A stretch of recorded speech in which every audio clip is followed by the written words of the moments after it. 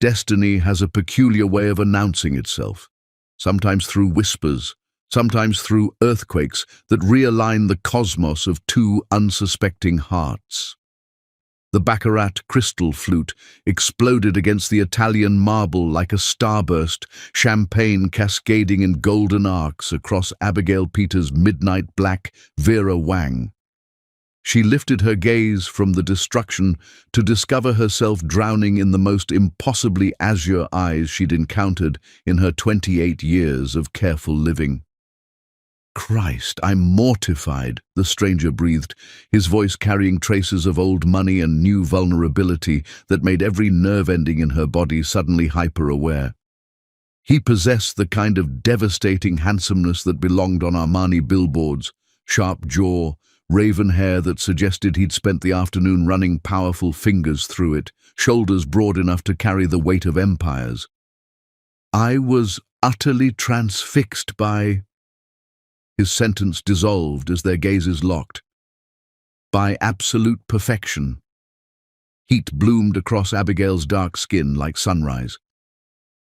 "It's merely fabric," she managed, though her voice emerged honeyed and breathless. Something about this man radiated magnetic intensity that made her feel simultaneously safe and wildly reckless. "Nothing about you is mere," he countered, producing an Egyptian cotton handkerchief monogrammed with elegant script. "You're wearing art, and I've just committed vandalism." His descent to her level was graceful, almost reverent, as he dabbed champagne from the silk without presumption. Where his fingertips grazed her skin, electricity danced. "I'm Jace," he murmured, rising with fluid athleticism. "Jace Walker." Even someone who deliberately avoided Wall Street gossip recognized that name.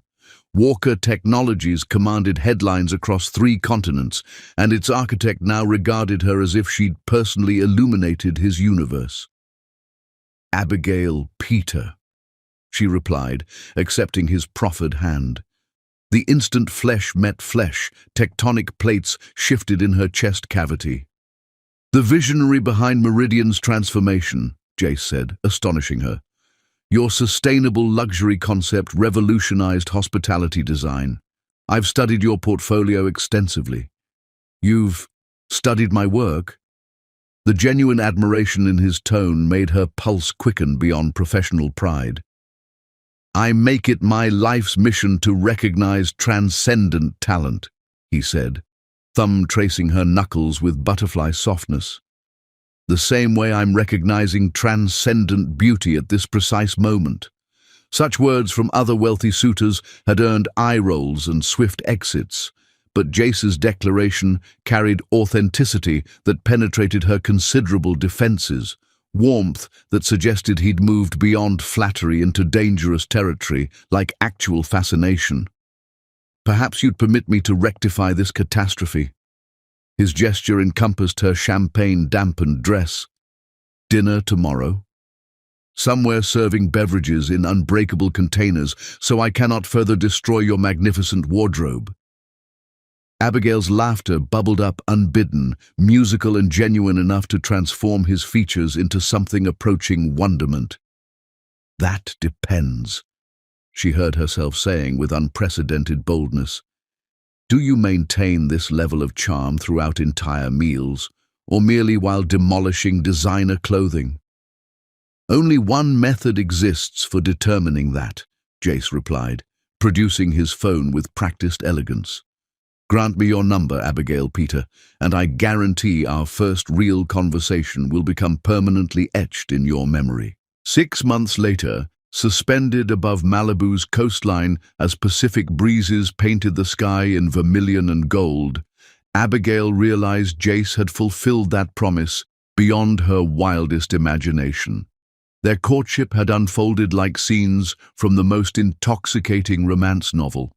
Private Boeing flights to Parisian penthouses where they'd made love against floor-to-ceiling windows overlooking the Champs-Élysées, their bodies joining with desperate passion that left them both gasping and greedy for more.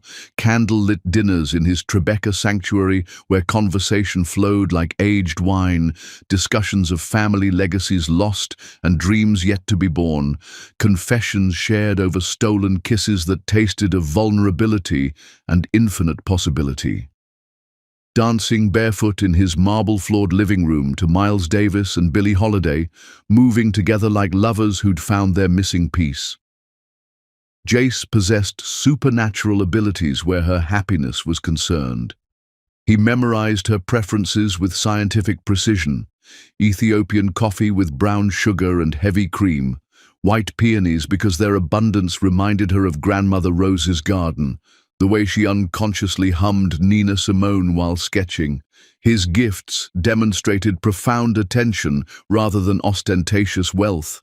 First edition Baldwin, because she'd mentioned loving Go Tell It on the Mountain, an antique drafting table belonging to Paul Williams, because she'd expressed admiration for his architectural legacy, a custom necklace featuring the exact geometric pattern from their first dance.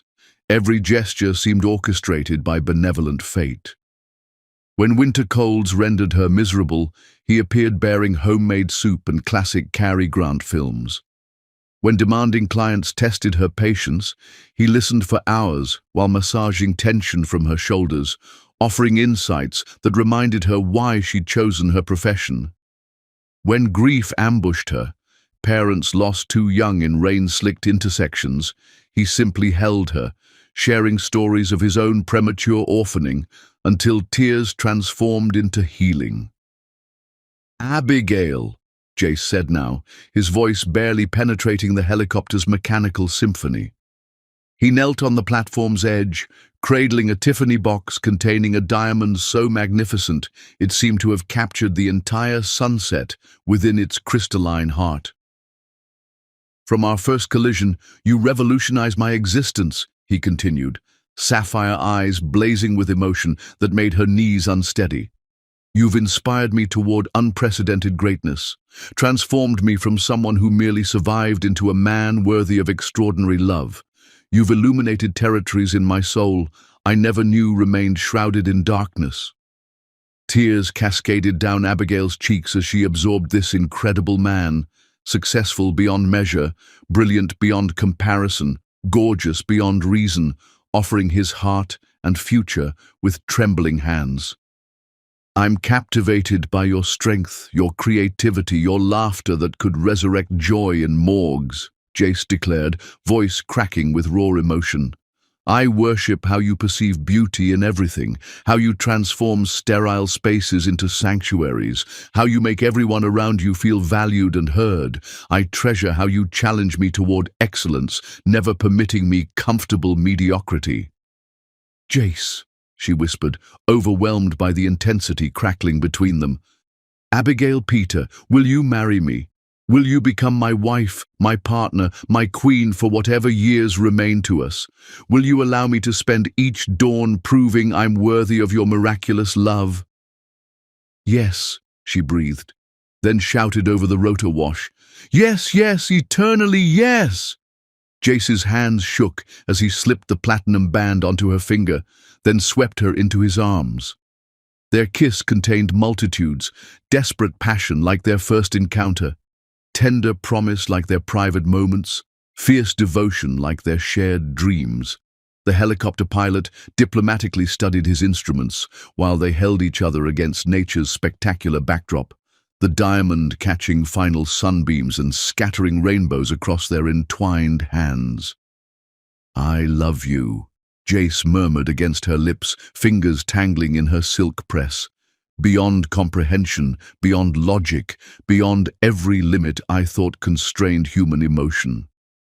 "I love you completely," Abigail responded, heart expanding until she thought her ribcage might crack from containing such bliss. "Forever and always, through every storm and sunshine." "Forever and always," he echoed, spinning her as city lights began twinkling below like earthbound stars. My queen. During their return flight, Abigail's hand nestled in Jace's, while Los Angeles glittered beneath them. She felt like destiny's most favored daughter. She was engaged to a man who cherished her utterly, who regarded her as his equal, who made her feel like sovereignty incarnate. Together they would construct an empire, not merely of financial success, but of love and family and dreams made manifest. She possessed no foreknowledge that in 3 weeks, a single misdirected voice message would detonate this perfect love story into irreparable fragments, revealing the man she planned to marry had been performing the most elaborate deception of all. She remained blissfully unaware that the fairy tale currently unfolding was nothing more than a sophisticated business strategy, and she merely another asset requiring acquisition and management. But suspended in this moment, soaring above the city with the man she loved beyond reason, Abigail Peter believed with every fiber of her being that she was living the opening chapter of the greatest love story ever written. She had no conception it was all carefully orchestrated theatre, and the final act would soon commence. Chapter 2. Perfect Illusions. Paradise, Abigail would later understand, achieves its most breathtaking beauty in the heartbeat before it burns. The Walker estate commanded 15 acres of Connecticut's most coveted real estate, its Georgian revival mansion rising from emerald gardens like something conjured from Architectural Digest's most ambitious fantasies. Standing in the master suite's bay window, watching movers orchestrate her belongings' integration with Jace's, Abigail experienced homecoming so profound it seemed cellular. "That eastern wing will serve as your creative sanctuary," Jace murmured, arms encircling her from behind while his breath warmed her neck with familiar intimacy. "Floor-to-ceiling windows ensure optimal natural light throughout the day. I commissioned those industrial-grade drafting tables you coveted from that Soho antique dealer." Abigail melted against his solid chest, marveling at their physical harmony. "You anticipate my every need," she sighed, rotating in his embrace to brush grateful lips across his jaw. "Where you're concerned, yes," he replied, pressing kisses along her throat that generated cascading shivers. "I'm determined you'll flourish here. I need this to become our sanctuary, not merely my residence, but the foundation where we'll build our legacy." And flourish she did. Throughout the following weeks, Abigail transformed the mansion into their personal Eden with the same passion she brought to her most prestigious projects. She softened Jace's stark contemporary aesthetic with warm earth tones and rich textures, infusing spaces with personality and soulfulness. Deep burgundies and golden ambers warmed sterile white expanses. Luxurious furniture in jewel-toned velvets replaced austere leather minimalism.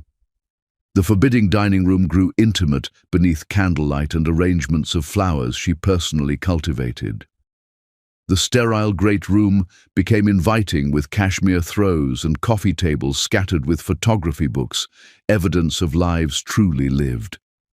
Their master bedroom became pure romance, decorated in midnight blues and champagne golds that celebrated both their complexions beautifully.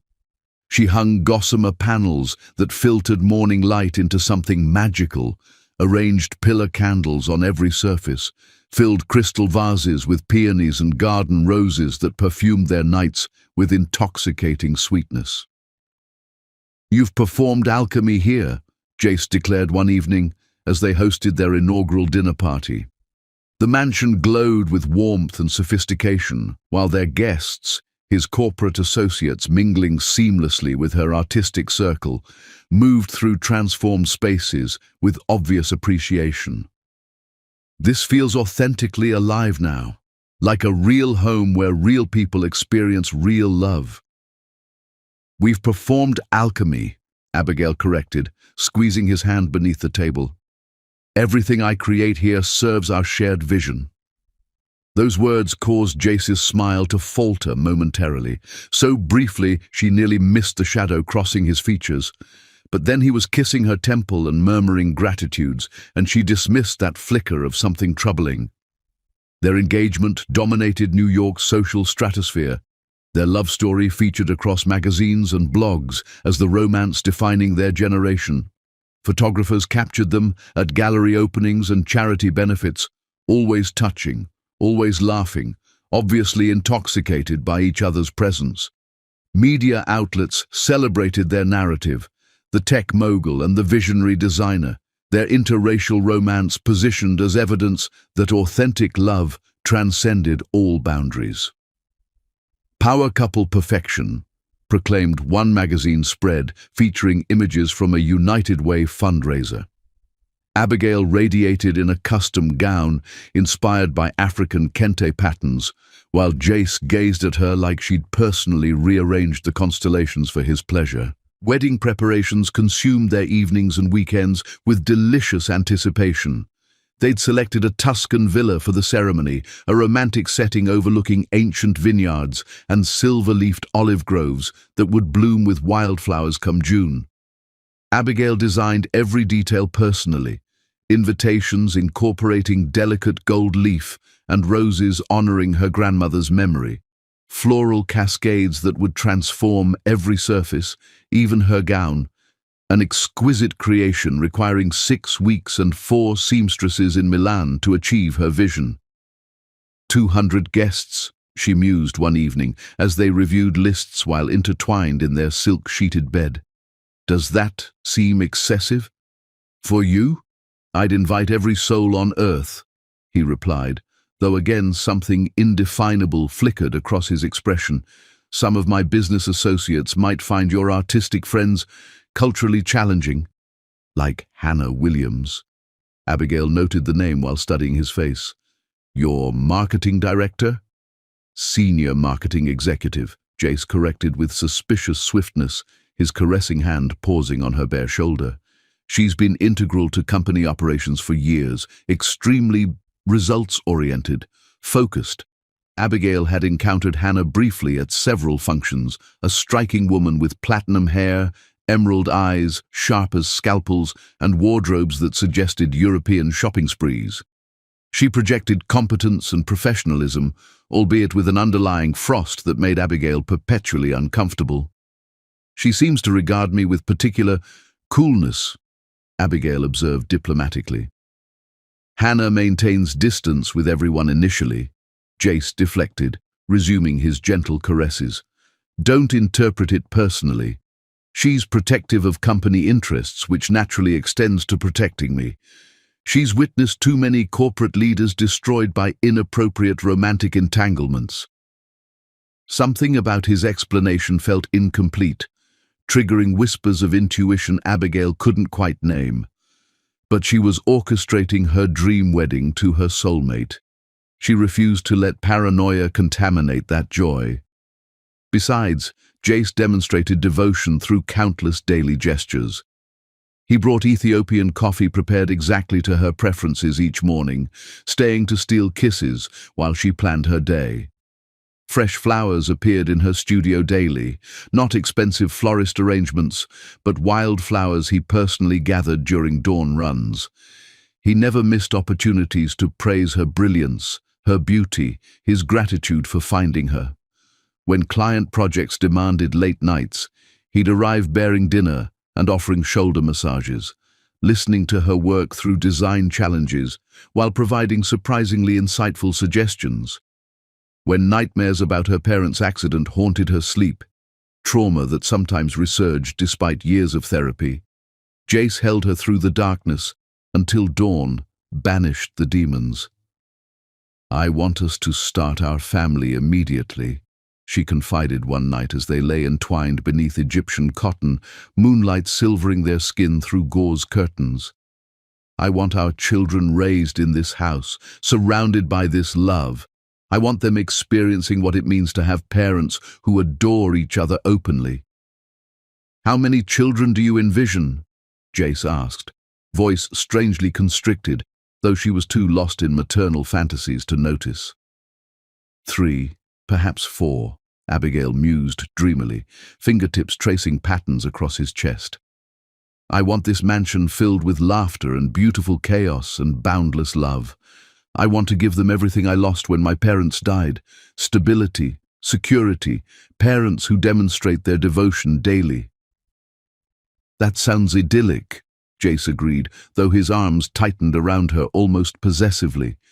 "You'll be an extraordinary mother. Nurturing, protective, inspiring. And you'll be the father who teaches them to reach for stars while keeping their feet grounded," Abigail replied, pressing grateful kisses to his chest. "The Walker legacy will transcend mere business success. It'll represent love, family, building something genuinely meaningful."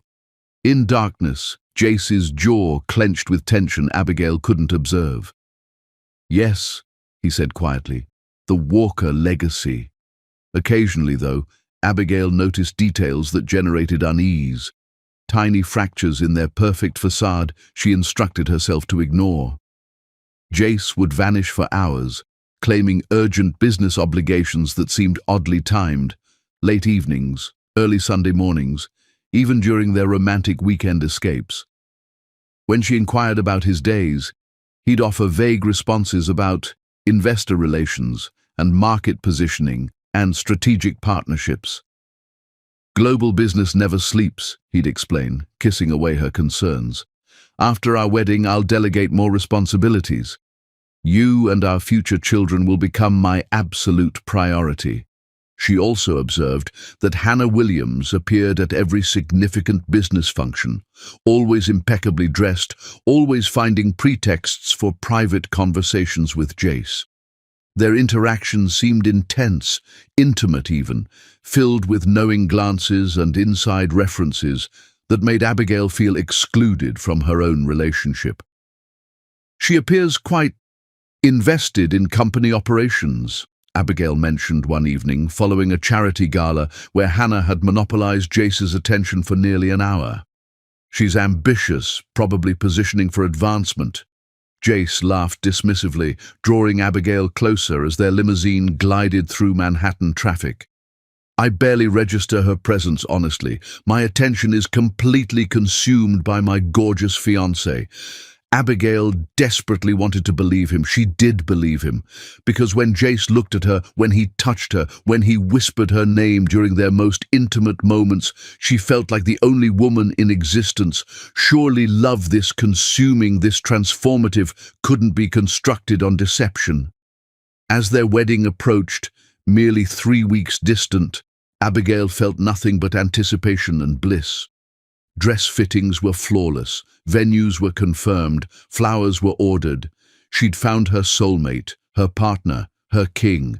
Soon she would become Mrs. Jace Walker, and their authentic life together would commence. She possessed no knowledge that across town, in a luxury apartment she'd never glimpsed, Jace was meeting with Hannah Williams to finalize strategies that would obliterate everything Abigail believed about their love. The trap was armed, the bait accepted, and Abigail Peter, brilliant, beautiful, trusting Abigail, was about to discover that even the most perfect love stories could be built on the most devastating lies.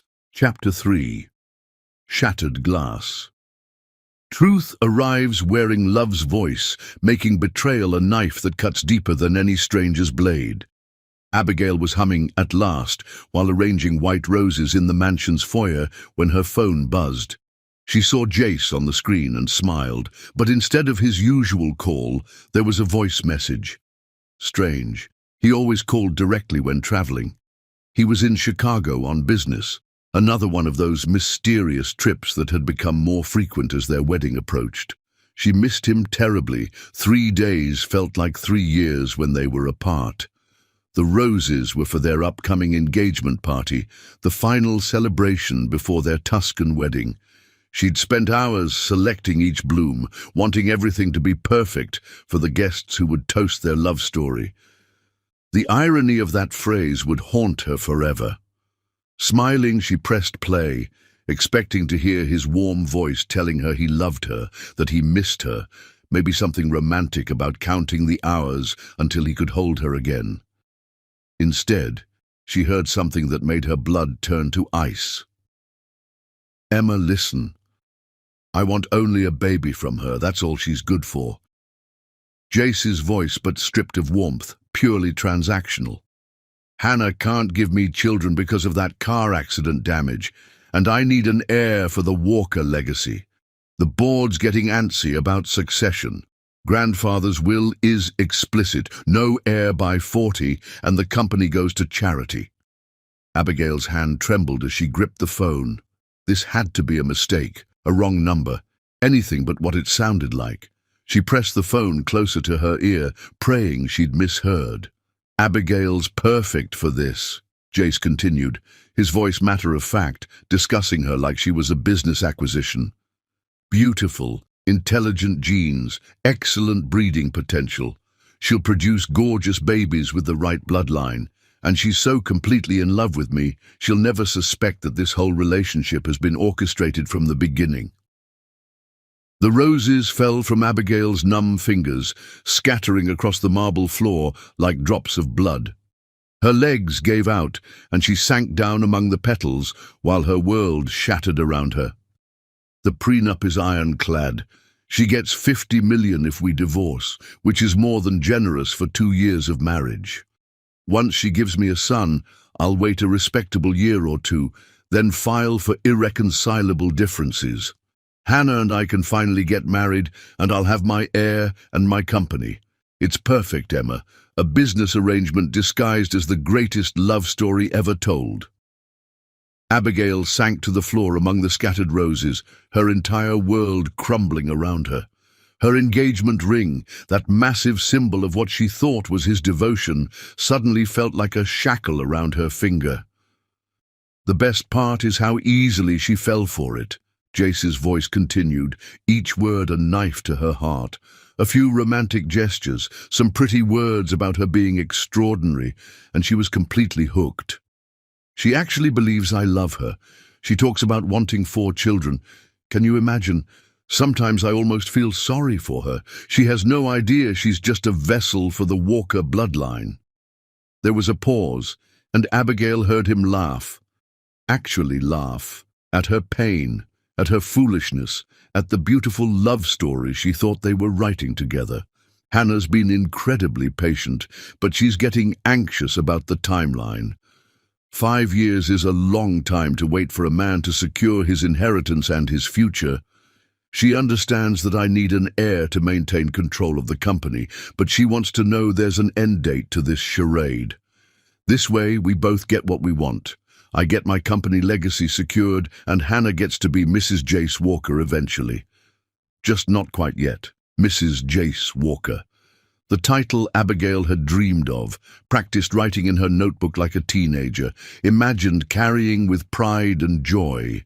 Now it felt like a cruel joke, a consolation prize for the woman who would get the real version of the man Abigail thought she knew. The timing has to be perfect, though. I need Abigail pregnant within the first 6 months of marriage. Can't risk her getting suspicious if it takes too long. I've been tracking her cycle using that fertility app she downloaded. She ovulates next week, right after we get back from the honeymoon in Santorini. I'll make sure we're very enthusiastic during that window. Abigail doubled over, physically sick. That app. She'd shown it to him excitedly, talking about planning their family, and he'd seemed so interested, so supportive. Now she realized he'd been studying it like a scientist, calculating the optimal time to impregnate his chosen broodmare. Every intimate moment they'd shared, every whispered endearment, every passionate night. It had all been performance art. She was nothing more than a prize heifer in his twisted business plan, valued only for her genetic material and her fertility. "She's already talking about wanting 4 children. Jace continued with another laugh that made Abigail's skin crawl. "I'll give her 1, maybe 2 if the first is a girl. But once I have my son, once the Walker legacy is secure and the board stops questioning my commitment to family values, I'm done with this charade." Hannah and I can finally stop pretending, and Abigail can disappear with her divorce settlement and whatever dignity she has left." The casual cruelty in his tone was breathtaking. He spoke about discarding her like she was office furniture that had outlived its usefulness.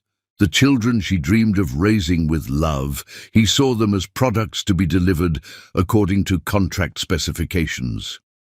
"You should see how she lights up when she talks about our future kids," Jace continued, and Abigail could hear papers rustling in the background. "She's already designed a nursery, picked out names, planned family vacations. It's almost sad how invested she is in a fantasy that'll never happen. Those dreams, those precious hopes she'd shared with him in their most intimate moments, he'd been cataloguing them like data points, probably reporting back to Hannah about how thoroughly he'd manipulated her heart."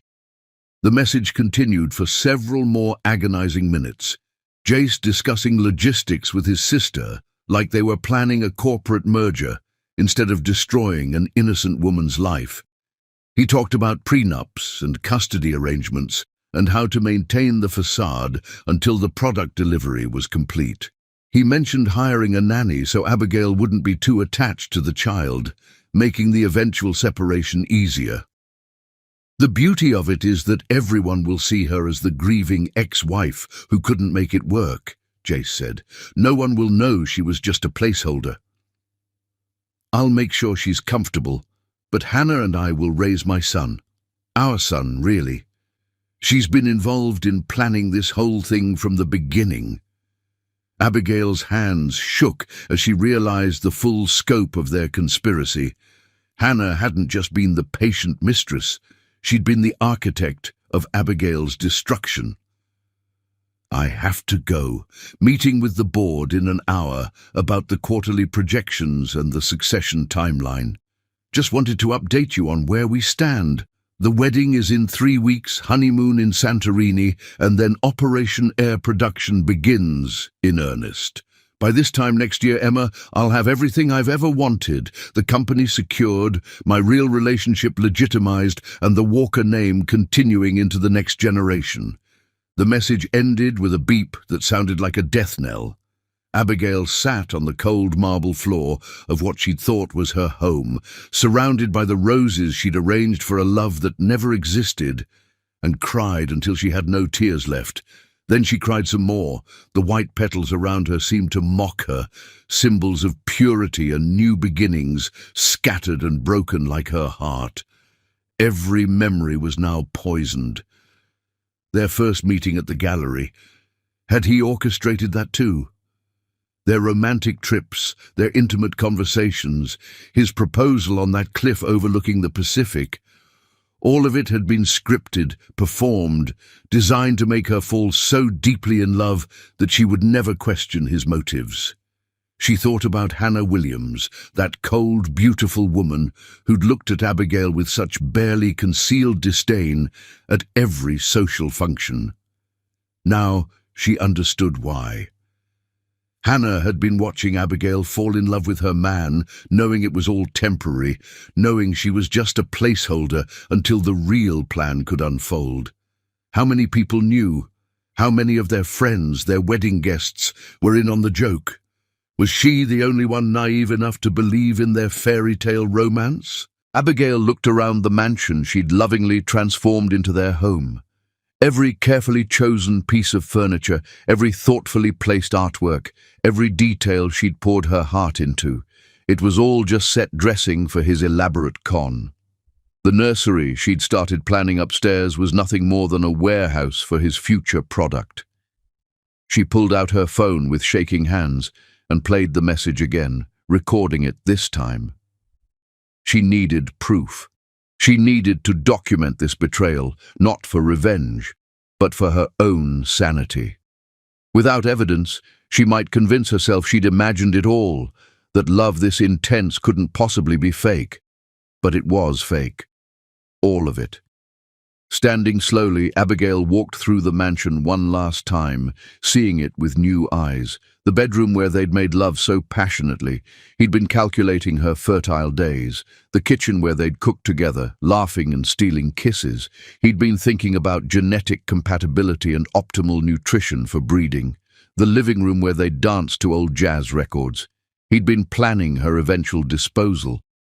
She climbed the stairs to their bedroom and opened the safe where she kept important documents. Her birth certificate, her passport, her mother's jewelry. Things that belonged to her, things from her real life before she'd become a character in Jace Walker's twisted play. She would leave in the morning, before he returned from Chicago. She would take nothing that he'd given her, nothing that carried the stain of his lies. She would disappear from his life as cleanly as possible, with her dignity intact and her heart shattered, but her spirit unbroken. Because Abigail Peter was many things. A talented designer, a loving daughter to parents who were gone too soon, a loyal friend, a passionate woman. But she was not, and would never be, anyone's broodmare. The Queen was about to show the King what happened when you tried to turn royalty into livestock. Chapter 4. The Queen's Escape. True nobility reveals itself not in accepting crowns, but in the grace with which one removes them. Abigail Peter had not slept. She sat in the darkness of what she'd believed was their sanctuary, watching dawn break over Connecticut countryside, planning her escape with military precision and the crystalline clarity that comes only from having every illusion obliterated. By 6 a.m. she'd made her first call. "Marcus," she said, when her closest friend answered, voice thick with sleep. "I need you here. Now. Don't ask questions. Just come." Marcus Fitzgerald had been her anchor since design school, her confidant through every heartbreak and triumph. They'd navigated her parents' death together, celebrated her first major commission together, and he'd been the one to talk her through her fears about trusting someone as powerful and wealthy as Jace Walker. One look at her face when he arrived, and he knew better than to probe for immediate details. "How much time do we have?" he asked simply, surveying the mansion that had become a mausoleum of broken dreams. "He lands at noon," Abigail replied, voice steady despite the devastation in her eyes. "I want every trace of my existence erased before then." What followed was the most efficient extraction in history. Abigail took only what had belonged to her before Jace. Her clothes, her design materials, her mother's jewelry, her laptop with client files. Everything he'd given her remained behind. Designer gowns purchased for various galas, expensive jewelry he'd surprised her with, just because, commissioned art pieces for her studio, even custom furniture they'd selected together for their bedroom. She moved through the house like a spectre, erasing every trace of her presence with methodical precision. Throw pillows she'd chosen were removed and stored in closets. Warm lighting she'd installed was replaced with original harsh fixtures. Fresh flowers were discarded, candles packed away, personal photographs taken down and placed in a box for his discovery. "Abigail," Marcus said gently as she dismantled what had been her life. "What happened? You look like someone died." She handed him her phone and watched his expression transform as he listened to Jace's voice message. Color drained from his dark skin, his jaw clenched, and for a moment she thought he might put his fist through the nearest wall. "That soulless bastard," he whispered when the message ended. "That calculating, heartless piece of—" "Don't," Abigail interrupted quietly. "Don't waste your fury on him. He's worthless, less than worthless." "But you loved him," Marcus said, voice cracking for his friend. "You really, truly loved him with everything you had." "I loved an illusion," Abigail corrected, voice gaining strength with each word. "A character he created to manipulate me. The real Jace Walker is exactly what you heard in that message. Cold, calculating, capable of destroying someone's life for a business transaction." By 11 a.m., the mansion appeared exactly as it had when she'd first arrived. cold, sterile, devoid of love or warmth or any evidence that a woman with dreams had attempted to make it home. Abigail took one final walk through the rooms, bidding farewell to the life she'd thought she was building. In the master bedroom, she opened the jewelry box and removed every piece Jace had given her. The engagement ring returned to its velvet case, placed carefully on his pillow where he couldn't possibly miss it. Diamond earrings, pearl necklaces, tennis bracelets he'd surprised her with after their first argument, all returned to their proper places. The only thing she kept was a simple gold locket her mother had given her, which she'd worn on their first date. Even that felt tainted now. But it was hers, from before him, and she wouldn't let him steal her mother's memory too. On the massive dining room table where they'd hosted their engagement party, where she'd dreamed of serving Christmas dinner to their children, Abigail left 3 items: the engagement ring in its pristine box, her house keys, and a single sheet of paper with 8 words written in her elegant script. "I am not a broodmare. I am a queen." No explanation, no accusation, no plea for him to call her or fight for her. Just a simple statement of fact that would communicate everything he needed to understand. As Marcus loaded her single suitcase into his car, Abigail took one last look at the Walker estate. Somewhere in this mansion was a master suite where she'd believed herself cherished, a studio where she'd designed their future, a kitchen where she'd imagined cooking for their children. All illusions, all lies. "You don't have to be strong right now," Marcus said as they drove away, the mansion disappearing in the rearview mirror. "Not with me. You can fall apart if you need to." "Yes, I do," Abigail replied, spine straight, chin high, "because if I break now, I might never put myself back together. And I refuse to let him destroy me." They drove in silence to Marcus's apartment in the city, where Abigail would stay until she determined her next move. She'd already made some decisions during her sleepless night. She was leaving New York, leaving the life she'd built here, starting over somewhere Jace Walker couldn't find her and corrupt with his money and influence. Her phone had been buzzing incessantly since they left the estate, Jace's assistant wondering where she was. The wedding planner, needing final decisions for a wedding that would never happen. Friends, wanting to confirm details for the rehearsal dinner she would not be attending. Abigail turned off the phone and removed the SIM card. That life was over. Those people, except for the precious few who truly mattered, belonged to the illusion she'd been living. At Marcus's apartment, she sat down with her laptop and began the methodical process of dismantling her existence as Jace Walker's fiancé. She cancelled wedding vendors, forfeited deposits she couldn't recover, sent brief explanations to the few people who deserved them. To her maid of honor, she wrote, "The wedding is cancelled. I discovered some things about Jace that made marriage impossible. I'm fine, just need space to process. Will call when I can." To her business partner, taking an indefinite leave of absence. "Handle active projects however you see fit. I trust your judgment completely." To the wedding planner, "The wedding is cancelled.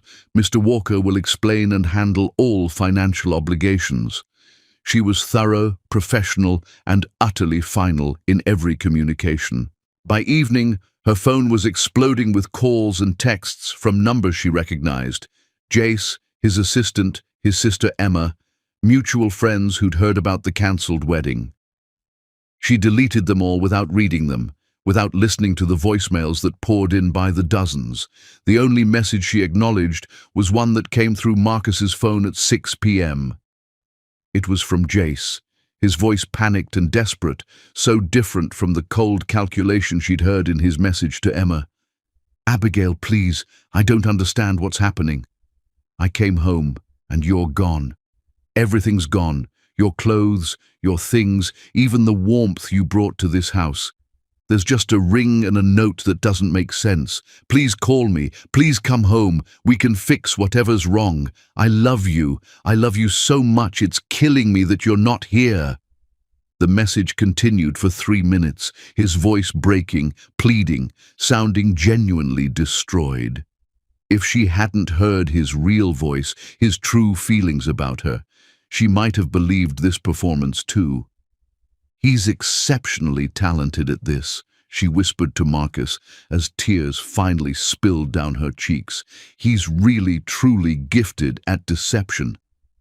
"But you're superior," Marcus replied firmly, wrapping his arms around his friend. "You're stronger than his lies, you're smarter than his games, and you're going to rebuild your life into something so magnificent that he'll spend the rest of his miserable existence regretting what he destroyed." That night, as Abigail lay in Marcus's guest room, she allowed herself to grieve. Not just for the relationship she'd lost, but for the woman she'd been. Trusting, optimistic, believing in love so completely that she'd ignored every warning sign. That woman was gone, and while Abigail mourned her, she also knew that the woman who would emerge from this betrayal would be wiser, stronger, unbreakable. She thought about Hannah Williams, probably celebrating tonight, probably in Jace's arms as he consoled himself over his missing breeding stock. Let them have each other. Let them build their empire on lies and manipulation. Abigail Peter was finished being anyone's pawn. By morning, she had made her decision. She was leaving New York, leaving the coast entirely. Somewhere in America was a place where she could rebuild, where she could remember who she was before Jace Walker, where she could become who she was meant to be. The engagement was terminated, the fairy tale was concluded, but the Queen's authentic story was just beginning. Chapter 5. The Mistress's Victory Dance. Victory tastes most bitter to those who have never earned it through honor. Hannah Williams stood in the doorway of Jace Walker's master bedroom, surveying the devastation with emotions far more complex than the triumph she'd anticipated. Clothes littered the floor where he'd hurled them in frustration. Empty whiskey bottles lined the nightstand like monuments to despair. The man she'd waited 5 years to call hers was disintegrating, and it wasn't remotely what she'd expected. "Jace, darling," she purred, entering the room with confidence born of finally having what she'd wanted. "You need nourishment. You haven't left this room in 3 days." Jace looked up from where he sat on the bed's edge, his usually immaculate hair disheveled, his cobalt eyes red-rimmed and feral. "She's gone, Hannah. Just vanished, like she never existed." "I know, sweetheart," Hannah said, settling beside him and threading manicured fingers through his hair.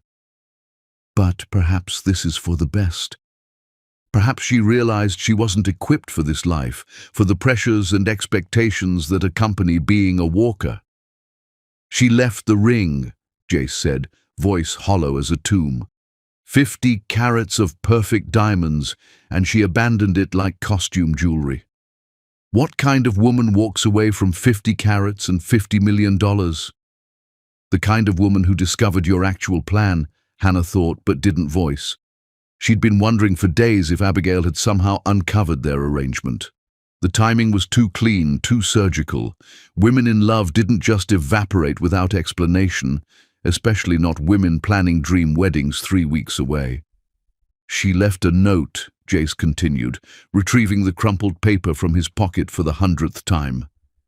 "I am not a broodmare. I am a queen." What does that even mean? Hannah's blood turned arctic. Those words were too specific, too pointed. Abigail knew. Somehow, some way, she had discovered the truth about their 5-year conspiracy. "It means she's theatrical," Hannah said quickly, taking the note and crumpling it further. "Artists are like that. They over-dramatize everything, create problems where none exist. She probably got cold feet about the wedding and is trying to make it sound noble." But even as she spoke, Hannah felt growing unease. She'd waited 5 years for this moment, 5 years of being Jace's secret, his hidden lover, his shameful little secret. 5 years of watching him parade other women in public while she remained in shadows, understanding that she was the woman he wanted but could never have if he wanted his grandfather's company. The Walker family legacy came with conditions, antiquated stipulations requiring the heir to marry appropriately, produce children, present the image of American dynastic success. Hannah Williams, with her working-class background and inability to bear children due to injuries from a college car accident, didn't fit their mold. But Abigail Peter, beautiful, accomplished, fertile Abigail, had been perfect for their purposes. It had been Hannah's idea, actually. She'd researched dozens of potential candidates, women who met the Walker board's expectations and could give Jace the heir he needed to maintain company control. Abigail had topped every list, successful in her own right, gorgeous, from respectable family, and romantic enough to fall completely for Jace's considerable charm. The plan had been flawless. Jace would marry Abigail, impregnate her quickly, and then, after a respectable period of playing devoted husband and father, divorce her quietly with generous settlement. Hannah would wait patiently, understanding, until she could finally step into the light as Mrs. Jace Walker. What Hannah hadn't anticipated was how thoroughly Jace would immerse himself in the devoted fiancé role. She'd watched him with Abigail at social events, observed the way he looked at her, touched her, spoke to her. If Hannah didn't know better, she'd think he'd actually fallen in love with his mark. "You're obsessing over someone who clearly didn't appreciate what you offered her," Hannah said now, wrapping her arms around Jace's shoulders. "I'm here. I've always been here. I'm the one who understands your world, your pressures, your needs. I'm the one who helped you solve the succession problem." Jace turned to look at her, and for a moment, Hannah saw something that made her heart race with hope. Need, desperation. The same look he used to give her before Abigail Peter entered their lives and complicated everything. "You're right," he said slowly. "You've been patient. You've been loyal. You've waited for me when any other woman would have moved on to someone who could offer her more."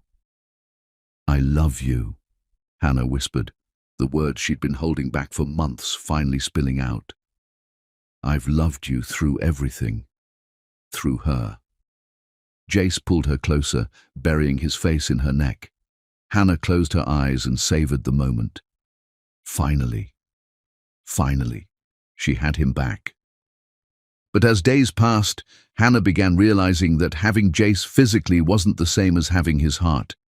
He went through the motions of their relationship, taking her to dinner, sleeping beside her, introducing her to business associates as his companion, but something fundamental was missing. He would stare out windows for hours, lost in thought. He hired 3 different private investigators to find Abigail, claiming he needed closure.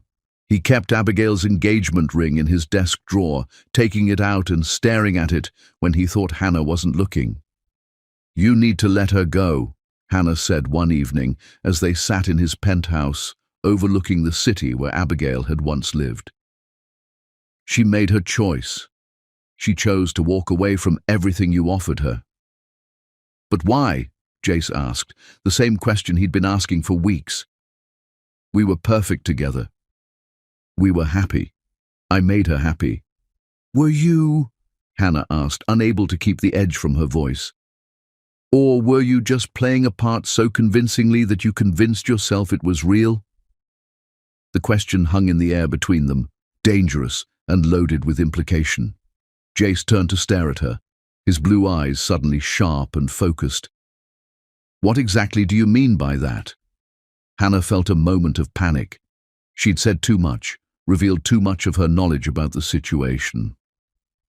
"I just mean that sometimes we can get caught up in an act, especially when the stakes are high. Your grandfather's will, the company's succession, the board's expectations. There was a lot of pressure to make that relationship work." "The company's succession," Jace repeated slowly. "Right, the heir requirement." He was looking at Hannah like he was seeing her for the first time, and not in a good way. She could practically see his mind working, connecting dots she'd hoped would stay scattered. "Hannah," he said carefully, "how much did you know about my plans with Abigail?" "What plans?" she asked, but her voice sounded false even to her own ears. The timeline, the pregnancy schedule, the eventual divorce. His voice was getting harder, colder. How much did you know? Hannah felt the room temperature drop 10 degrees. This was not how this conversation was supposed to go. She was supposed to be comforting him, helping him move on, claiming her rightful place as his chosen partner. She wasn't supposed to be defending herself against accusations in his eyes. Jace, I don't know what you're implying. I'm not implying anything, he cut her off. I'm asking directly. Did you know that I was planning to use Abigail to secure my inheritance and then divorce her to marry you? The silence stretched between them, heavy with 5 years of secrets and manipulation. Hannah realized with growing horror that she was trapped. If she admitted to knowing, she looked like a conspirator. If she denied it, she looked like a liar. Either way, she was losing the man she'd sacrificed everything to get. I knew you needed an heir, she said finally. I knew our relationship couldn't be public until that was resolved. I understood the practical aspects of your situation. Practical aspects, Jace repeated, his voice flat. Is that what you call destroying an innocent woman's life? Innocent. Hannah's carefully controlled composure finally cracked. She was a fortune hunter like any other. She saw a billionaire and dollar signs and she played her part perfectly. The only difference is, she got cold feet at the last minute and decided to play the victim. The words hung in the air like poison, revealing everything Hannah had tried so hard to hide. Her jealousy, her resentment, her complete lack of empathy for the woman whose life they'd planned to destroy. Jace stood slowly, his face pale with realization. You helped plan this. You researched her, didn't you? You found her for me. Hannah felt her world crumbling around her, 5 years of careful planning and patient waiting dissolving in a single moment of truth. I found you the perfect solution to an impossible problem, she said desperately. I saved your company, your legacy. I made it possible for us to be together. You helped me destroy the only woman I ever truly loved. Jace said, his voice broken. Get out. Jace, please, get out! He roared, his control finally snapping completely. Get out of my home, get out of my company, get out of my life! As Hannah fled the penthouse, her victory turned to ash in her mouth. She realized she'd made one crucial miscalculation. She'd assumed that Jace's feelings for Abigail were part of the performance, that his heart belonged to her just as hers belonged to him. But she'd been wrong. Somewhere in the process of pretending to love Abigail Peter, Jace Walker had actually fallen in love with her. And now Hannah had lost not just the man she'd waited 5 years for, but also the only home she'd known in his company and his world. The mistress had won the battle but lost the war, and she was finally beginning to understand the true cost of her hollow victory. Chapter 6. The Billionaire's Breakdown. A throne without its queen is merely an empty chair. A king without his heart is simply a man drowning in his own crown. Jace Walker stood in his corner office atop Walker Technologies' gleaming tower, gazing at Manhattan's sprawling skyline without truly seeing any of it. 2 months had passed since Abigail vanished, and he had transformed into a man possessed by ghosts of his own making. Mr. Walker?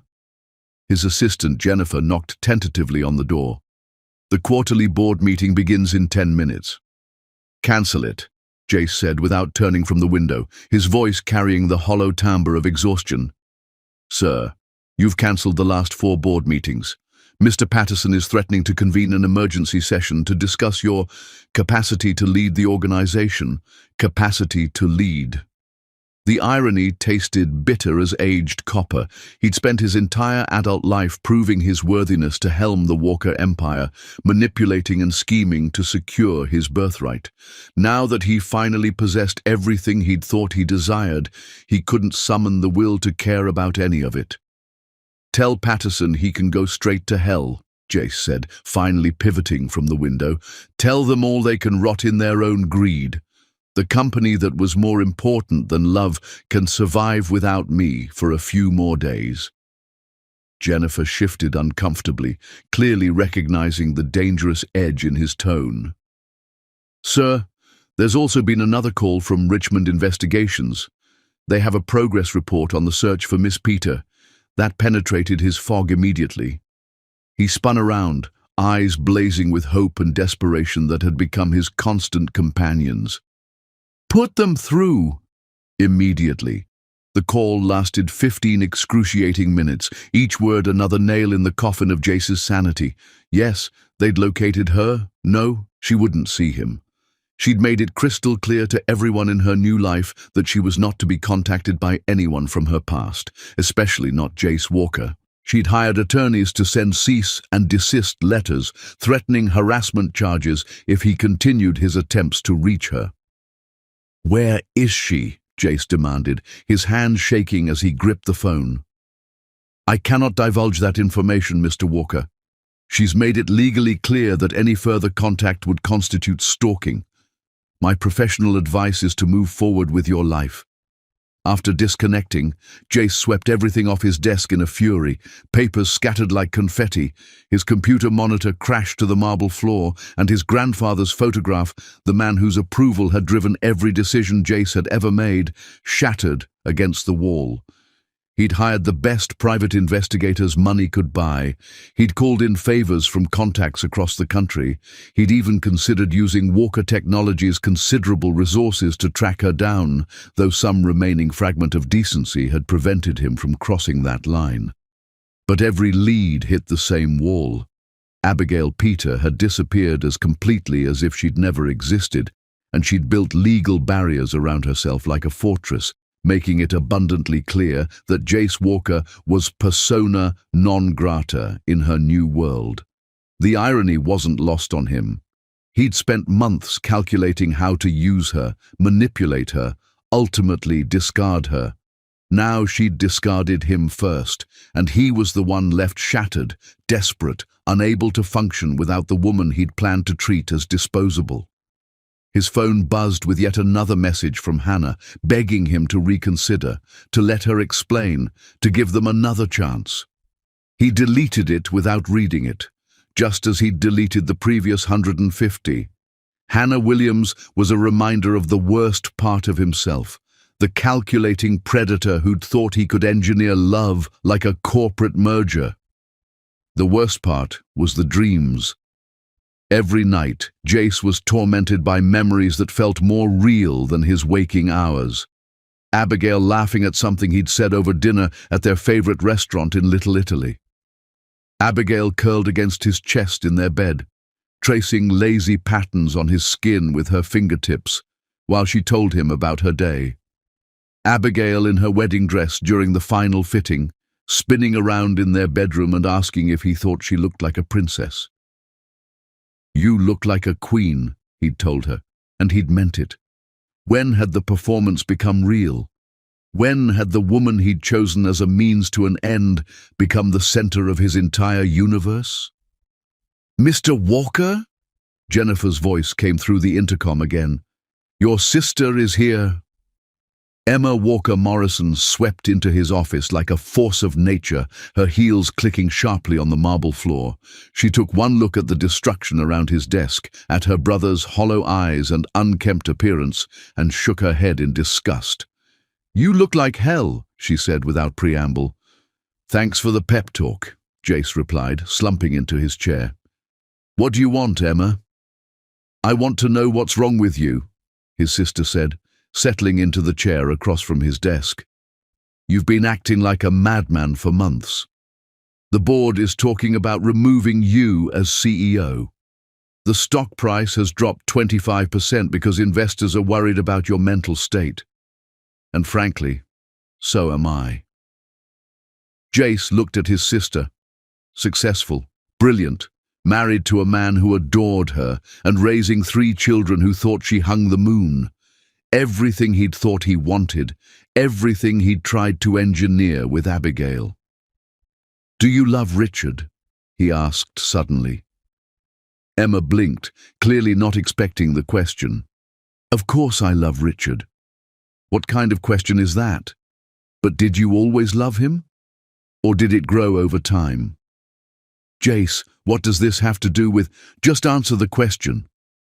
Emma studied her brother's face, seeing something there that made her choose her words carefully.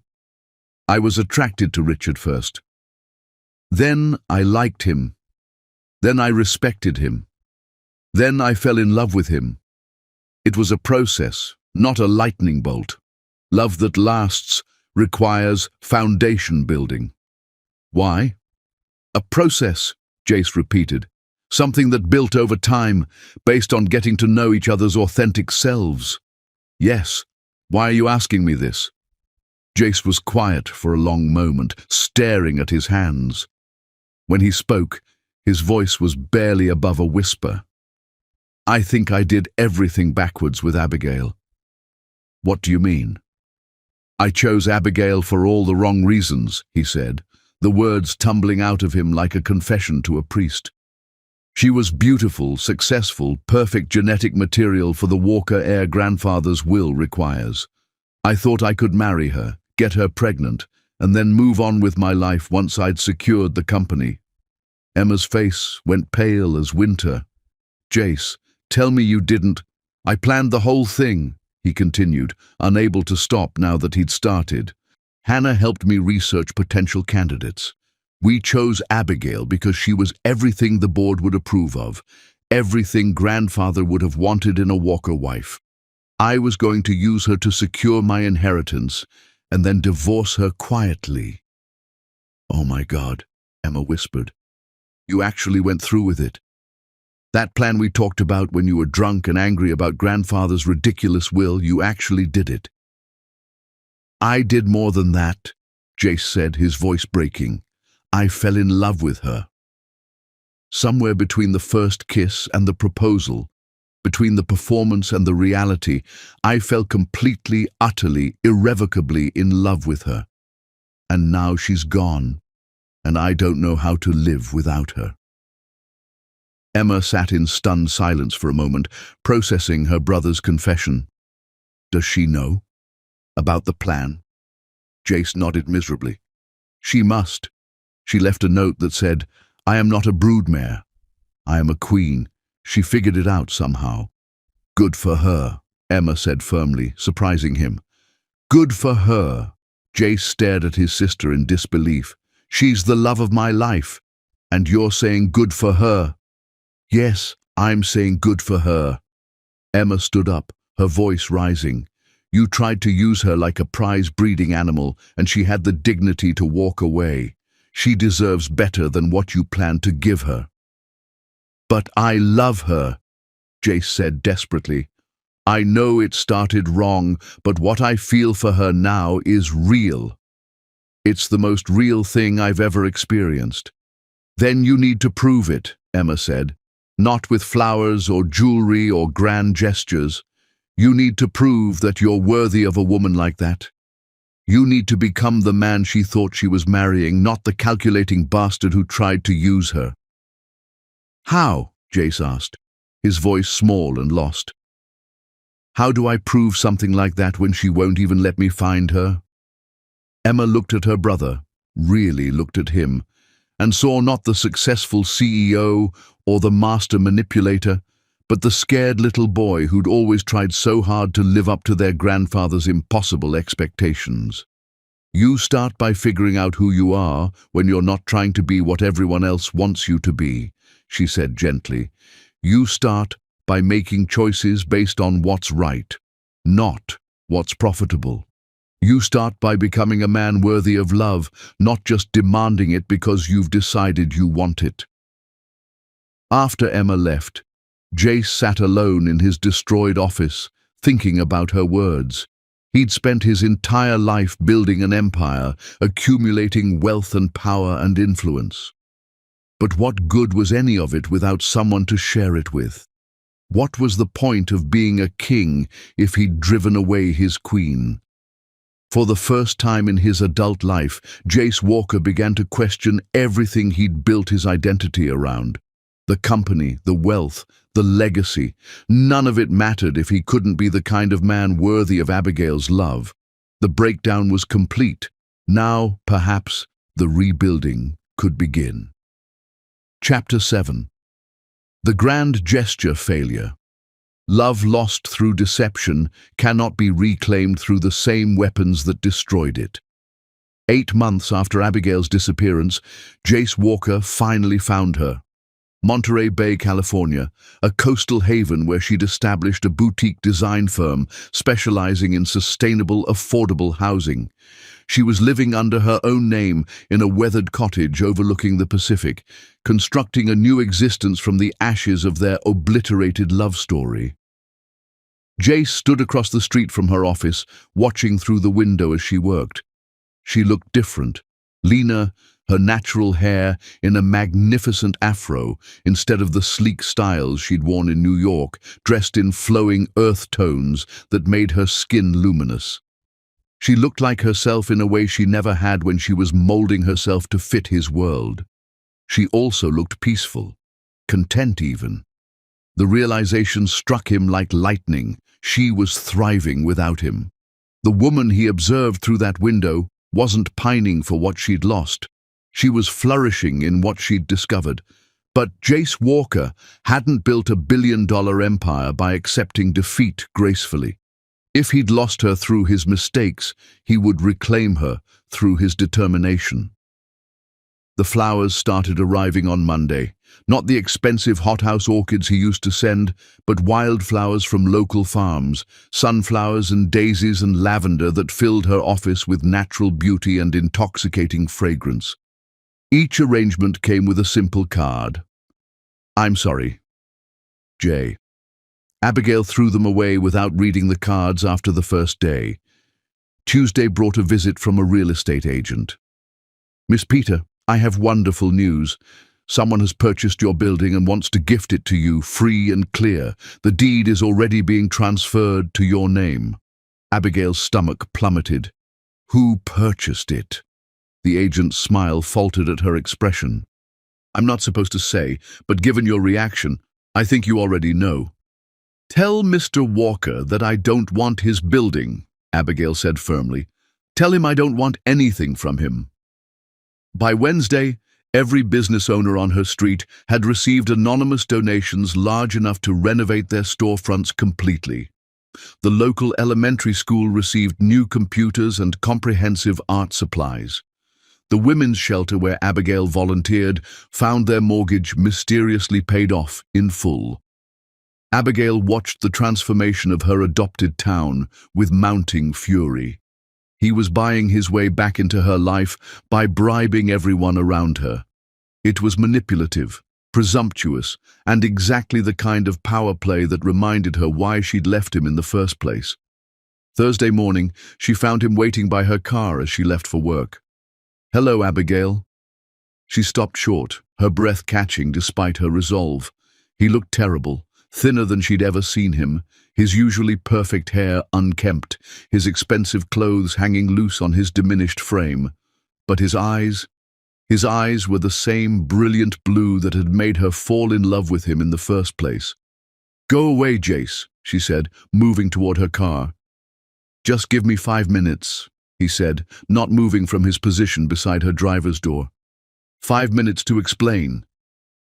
"Explain what?" she asked, her voice sharp with barely controlled emotion. "Explain how you plan to use me as a broodmare.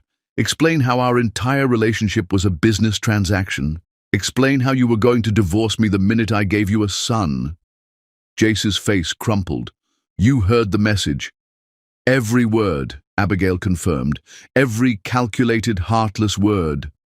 "That's not who I am anymore," Jace said desperately. "What I felt for you, what we had together, that was real. I know it started as something else, but it became real. You have to believe me." "I don't have to believe anything," Abigail replied. "And frankly, I don't care who you are now. I care about who you were when you were planning to destroy my life." She tried to step around him, but he moved to block her path. I love you, Abigail. I know I have no right to say that. I know I hurt you in the worst possible way. But I love you more than I've ever loved anything or anyone. You love the idea of me, she corrected. You love having something you can't control. But you don't love me, Jace. You never did. That's not true. Isn't it? Abigail's voice rose, months of suppressed anger finally breaking free. You don't even know who I really am. You fell in love with a version of me that I created to fit into your world. The real me eats cereal for dinner sometimes. The real me cries at dog food commercials. The real me wanted to name our first daughter Rose after my grandmother, but you probably don't even remember her name. Rose, Jace said quietly. Rose Margaret Peter. She raised you after your parents died, and she taught you that love should make you feel safe, not scared. Abigail's breath caught. He had been listening. He did remember. She also taught you that a man who truly loves you will never make you question your worth, she said, her voice steadier now. And that's exactly what you did. You made me question everything about myself, wonder if I was only valuable for what I could give you. I was wrong, Jace said, stepping closer. I was so focused on what I thought I needed that I almost destroyed the only thing I actually wanted. I've spent 8 months trying to figure out how to prove to you that what we had was real. By buying my building? By bribing my neighbors? Abigail shook her head. You still don't get it. You're still trying to control the situation with money and power. Then tell me how, Jace pleaded. Tell me what I need to do to prove that I love you. You can't, Abigail said simply. That's what you don't understand. You can't prove love after you've destroyed trust. You can't buy back a heart you've broken. And you can't undo the fact that you looked at me and saw a vessel for your legacy instead of a woman worthy of genuine love. She finally pushed past him to her car, but before getting in, she turned back one more time.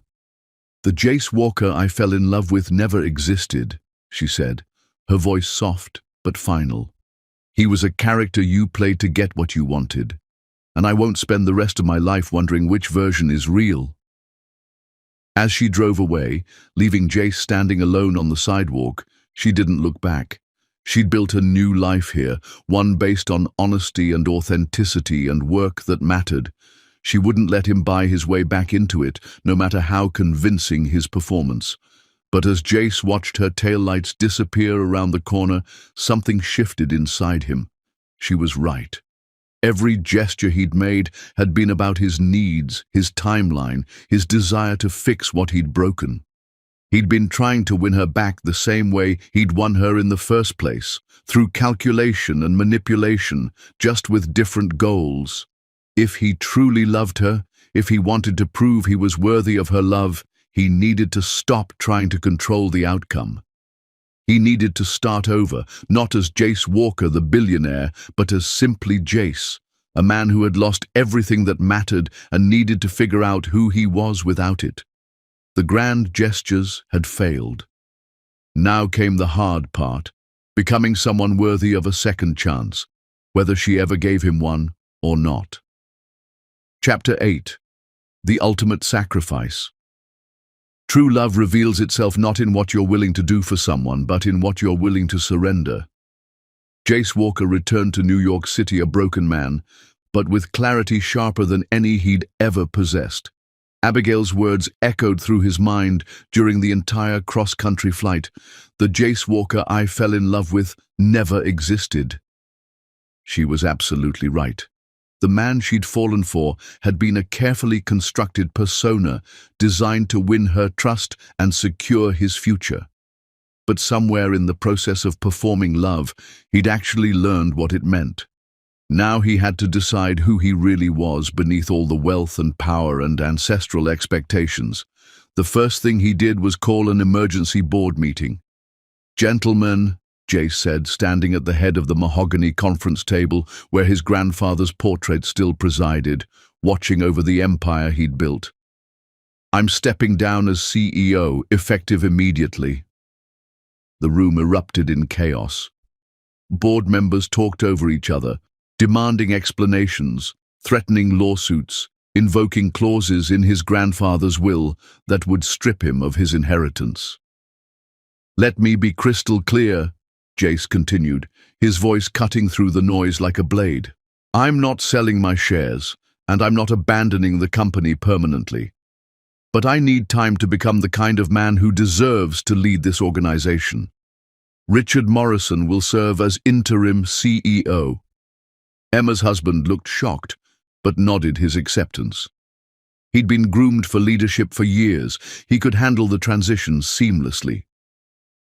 "You're making a catastrophic mistake," Patterson, the board chairman, warned. "Your grandfather's will requires you to marry and produce an heir by your 40th birthday. You have less than 2 years remaining. Walk away now, and you might not get another opportunity." "My grandfather's will requires me to secure the Walker legacy," Jace corrected.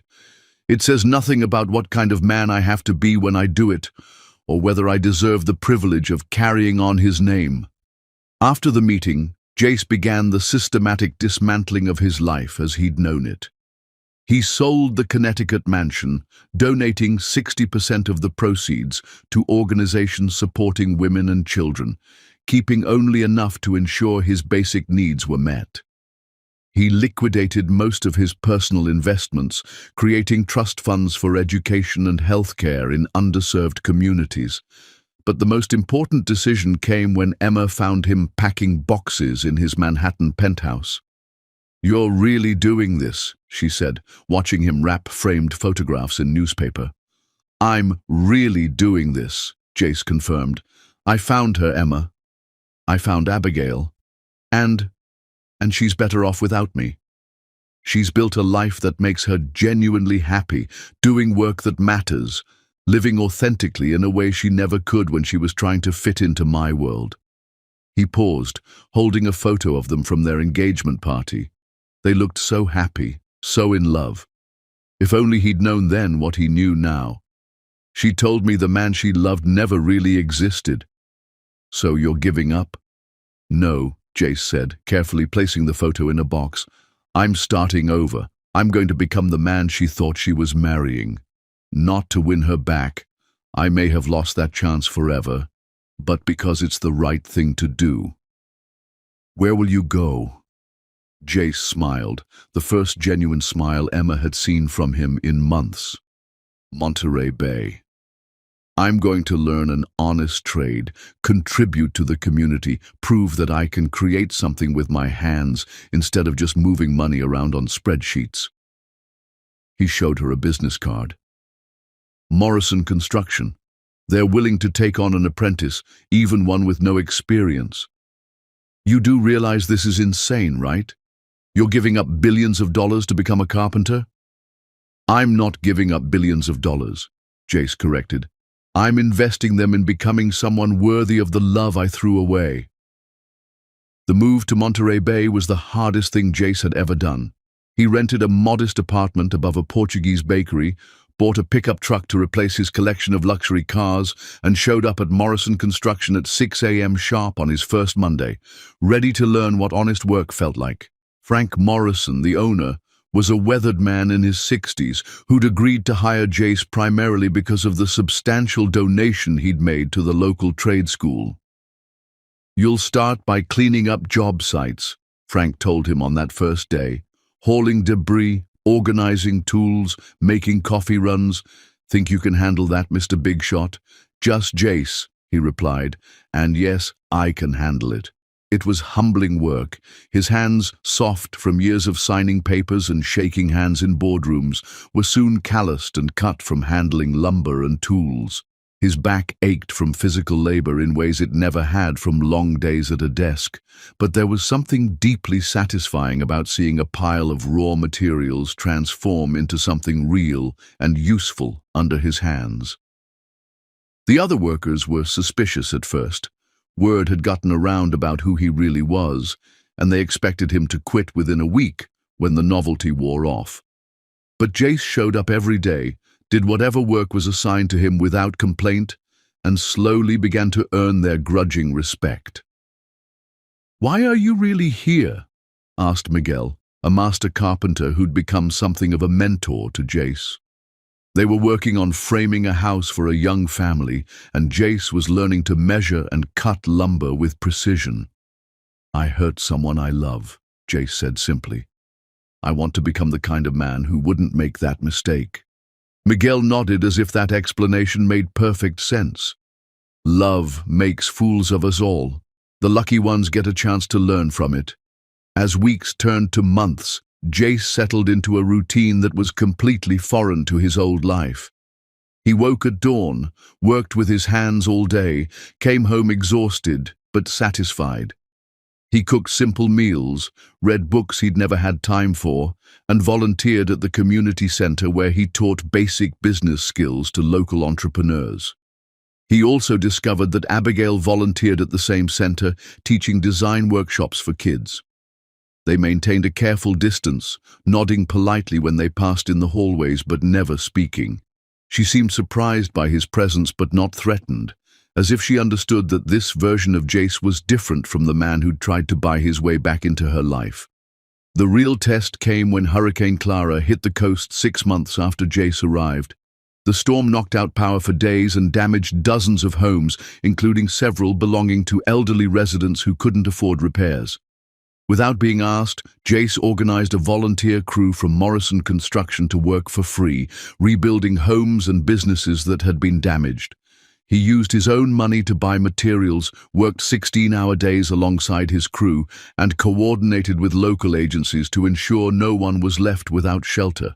"You didn't have to do this," Frank told him, as they took a break from rebuilding Mrs. Chen's back porch. "These people aren't your responsibility." "Yes, they are," Jace replied, wiping sweat from his forehead. "When you choose to be part of a community, everyone becomes your responsibility." It was during the hurricane recovery that Jace first spoke to Abigail in almost a year. He was carrying supplies into the community center when he found her in the kitchen, making sandwiches for the volunteer workers. She looked up when he entered, and for a moment, their eyes met across the room. "Thank you," she said quietly, "for what you're doing. The whole town is talking about how you've helped." "It's what anyone would do," Jace replied, setting down the boxes of supplies. "No," Abigail said, shaking her head. "It's what a good man would do." "The question is, are you doing it because you're a good man, or because you want people to think you're a good man?" It was a fair question, one Jace had asked himself many times over the past months. "6 months ago, I would have done it because I wanted you to see me differently," he admitted.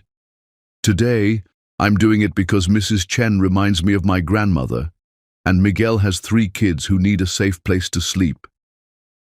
Abigail studied his face for a long moment, searching for deception or manipulation. Instead, she saw something she'd never seen before: genuine humility. "You look different," she said finally.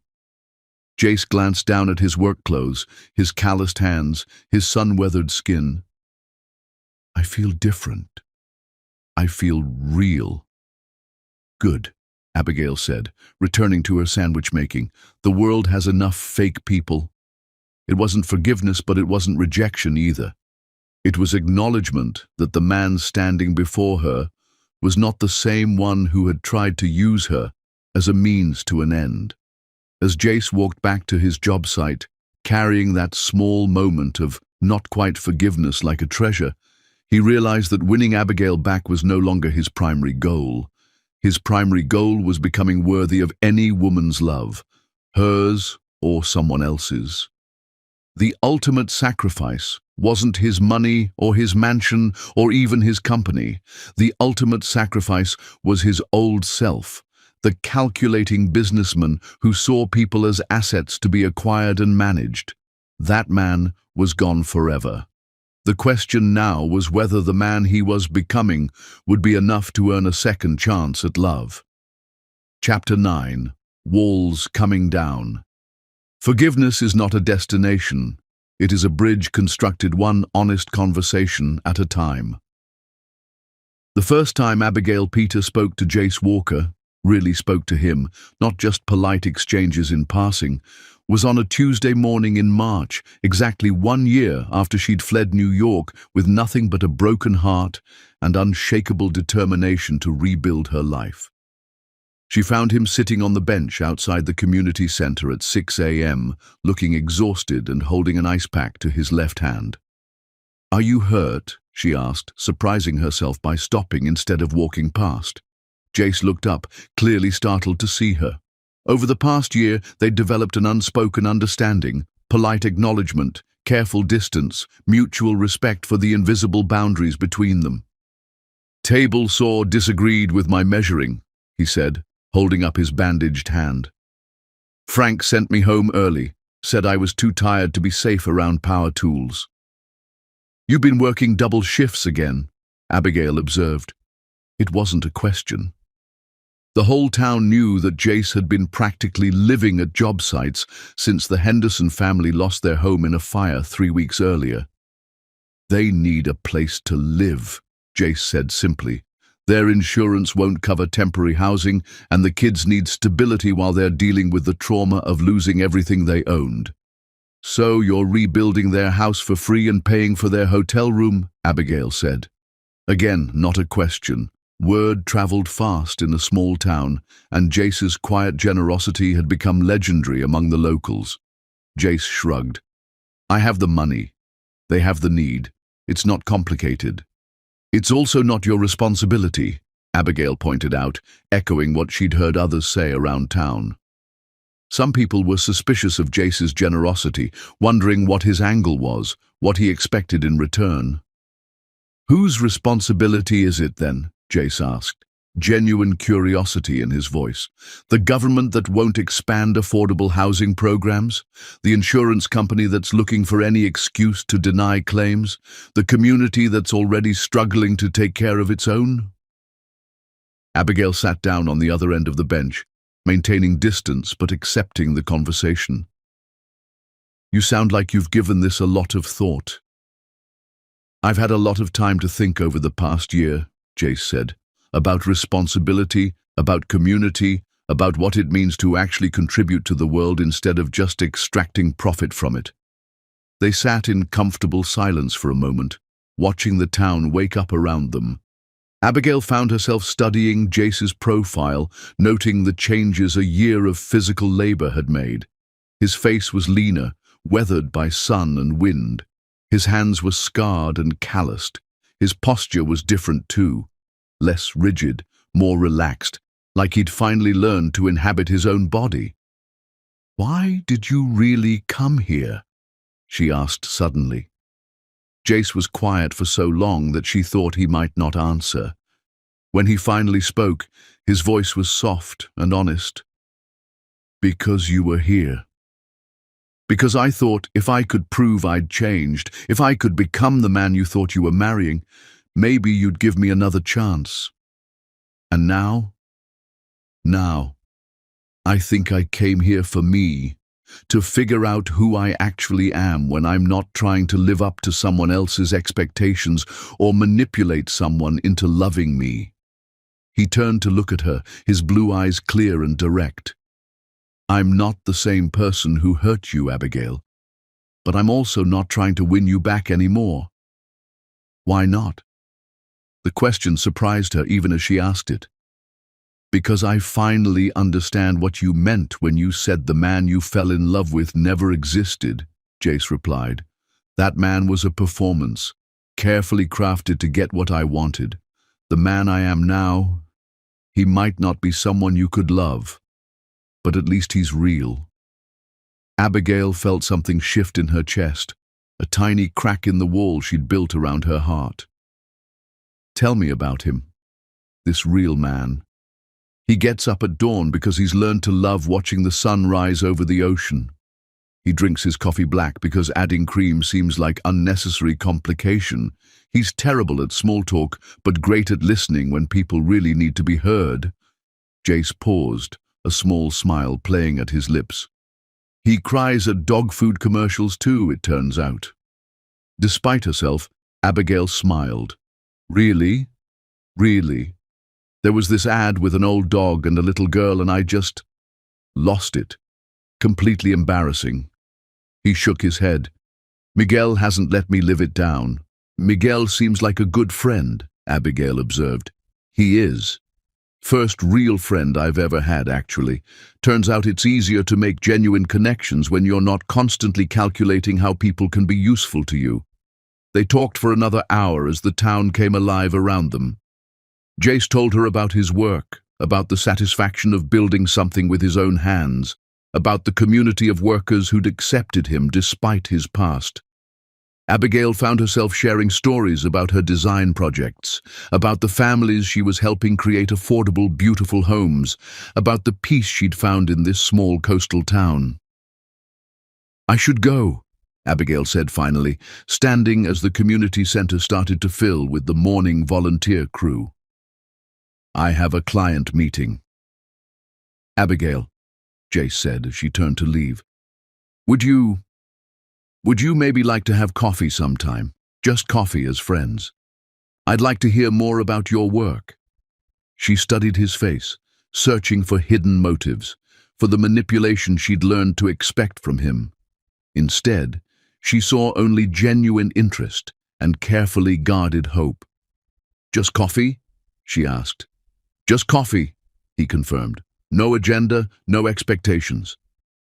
Just two people who used to know each other, trying to figure out if they can be friends." "Saturday morning," Abigail said after a long pause. "The cafe on Main Street. 8 o'clock. "I'll be there," Jace said, and his smile was so genuinely happy that Abigail felt her heart skip a beat. Saturday morning found them at a corner table in the small cafe, sharing pastries and talking about everything except their past.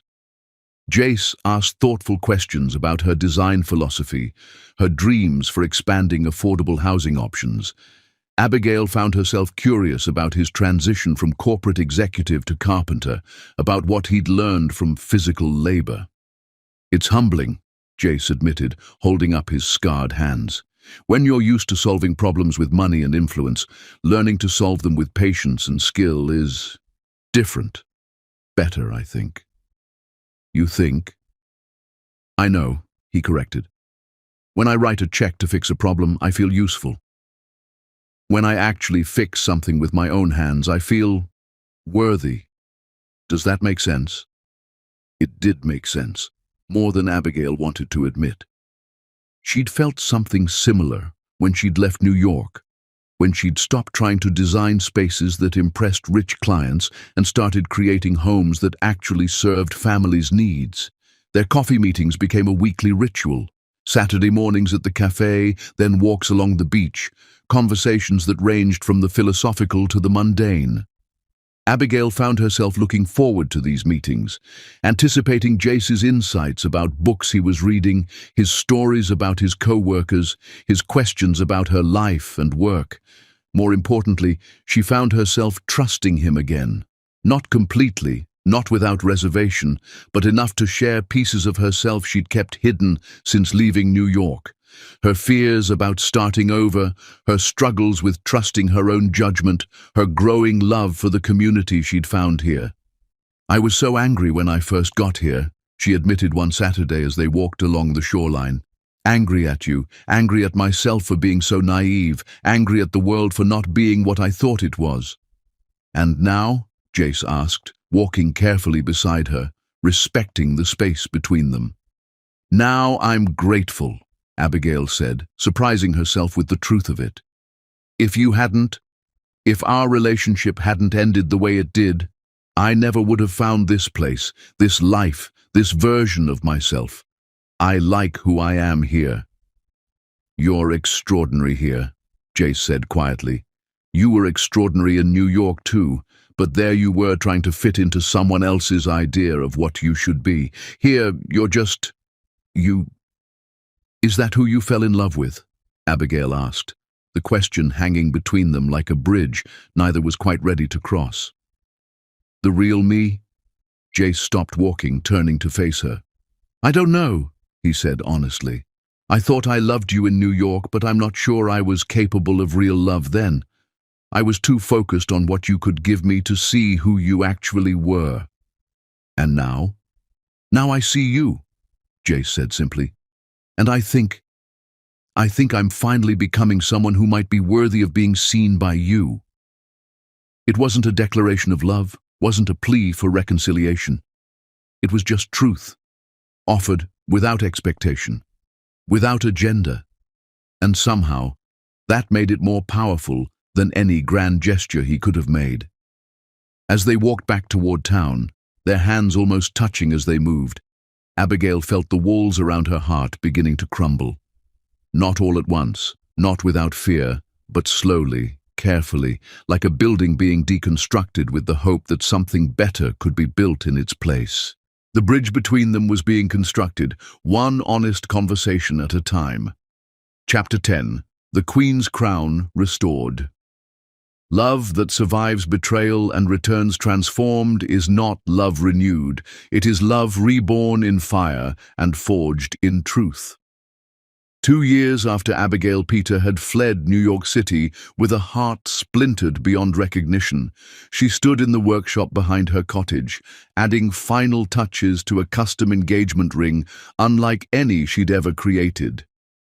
The band was carved from driftwood, a piece she'd discovered on the beach where she and Jace had taken their first tentative walk as friends rebuilding trust. She'd spent weeks carving it, sanding until silk smooth, treating with oils until it glowed like captured honey. Set into the wood was not a diamond, but sea glass, pale green and perfect, polished by decades of ocean waves. It was a ring for a proposal that might never come, crafted by hands that had learned to hope again despite their hard-earned caution. "That's absolutely beautiful," said a voice from the doorway. Abigail looked up to find Jace standing there, and her heart performed the same little dance it had been doing for months whenever she encountered him unexpectedly. 2 years of friendship, of slowly rebuilding trust, of learning to love the man he'd become rather than mourning the man she'd thought he was. "Thank you," she said, setting down her tools with deliberate calm. "It's for the Hendersons' daughter. She's getting engaged next month." Jace stepped into the workshop, admiring the pieces scattered around, custom furniture, jewelry, decorative items that had made Abigail's design business one of the most sought after on the coast. "Everything you create is beautiful. You have a gift for taking broken things and transforming them into something better than they were before." "I had an excellent teacher," Abigail said, meeting his eyes. "Heartbreak is an extraordinary instructor in the art of reconstruction." They'd been dancing around each other for months now, their friendship deepening into something that felt like love, but remained unspoken. Coffee dates had evolved into dinner dates, which had become long evening walks, which had become quiet nights reading together on her porch, while ocean waves provided nature's soundtrack. But neither had been brave enough to name what was growing between them. "Abigail," Jace said, his voice suddenly serious, "I need to tell you something." She looked up at him, noting the nervous energy in his posture, the way he was fidgeting with something in his pocket. "What is it?" "I'm leaving Monterey Bay." The words struck her like physical blows. After 2 years of carefully rebuilding their connection, after learning to trust him again, after allowing herself to hope, he was leaving. "Oh," she said, fighting to keep her voice steady. "When?" "Next month. I have to return to New York, at least temporarily. The board wants me to resume my position as CEO, and there are legal issues with my grandfather's will that need resolution before my 40th birthday." Abigail nodded, not trusting herself to speak. Of course he was leaving. He'd never intended to stay forever. This life, this town, their friendship.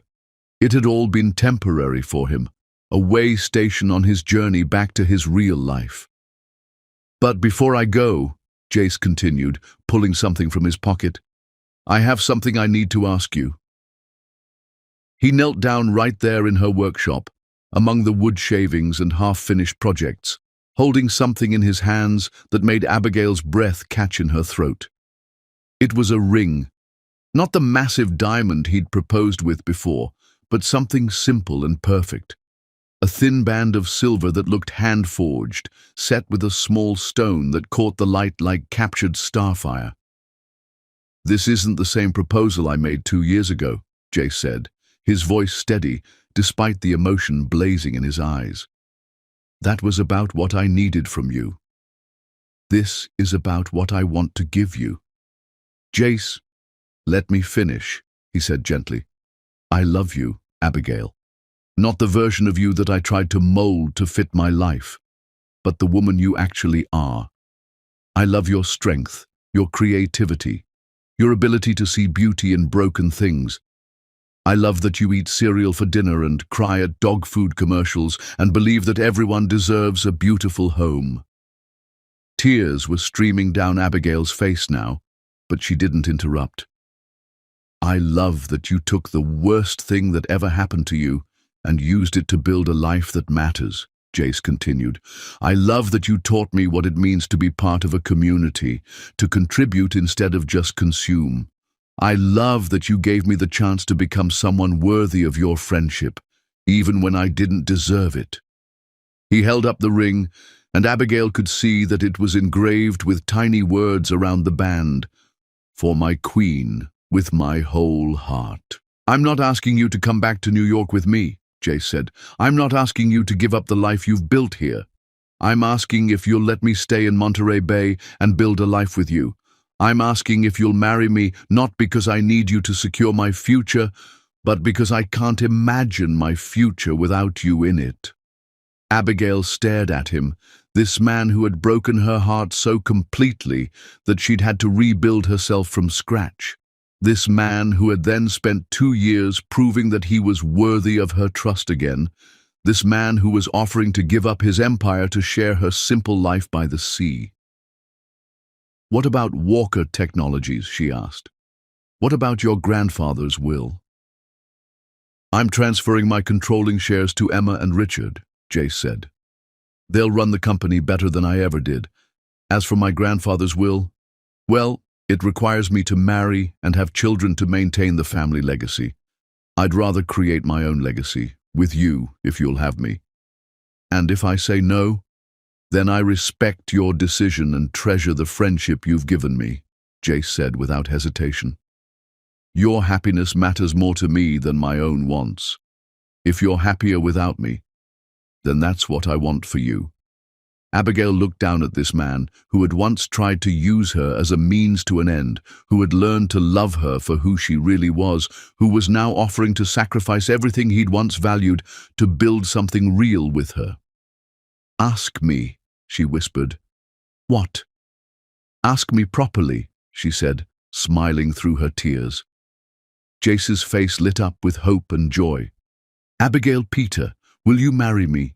Will you be my wife, my partner, my queen for the rest of our lives? Will you help me build a love story worthy of the extraordinary woman you are?" "Yes," Abigail said, her voice strong and sure. "Yes, I'll marry you. Yes, I'll build a life with you. Yes, I'll be your queen, as long as you remember that queens rule beside their kings, not beneath them." Jace slipped the ring onto her finger with shaking hands, then stood and pulled her into his arms. Their kiss was different from any they'd shared before, not desperate with passion like their first time, not poisoned by lies like their last time in New York, but warm with genuine love and bright with hope for their future. "I have one condition," Abigail said when they broke apart. "Anything," Jace replied. "We're having a long engagement. At least a year. I want to be absolutely sure that the man I'm marrying is the man I'll be married to, not another performance that will disappear after the honeymoon." 2 years if you want," Jace said, spinning her around the workshop. 5 years, forever. I'm not going anywhere, and I'm not changing back into who I used to be. That man is gone, Abigail. He died the day you walked out of my life and taught me what it felt like to lose something that actually mattered. As he set her down, both of them laughing and crying at the same time, Abigail looked at the ring on her finger. It was nothing like the massive diamond he'd given her before. It was better. It was real, handmade with love instead of bought to impress.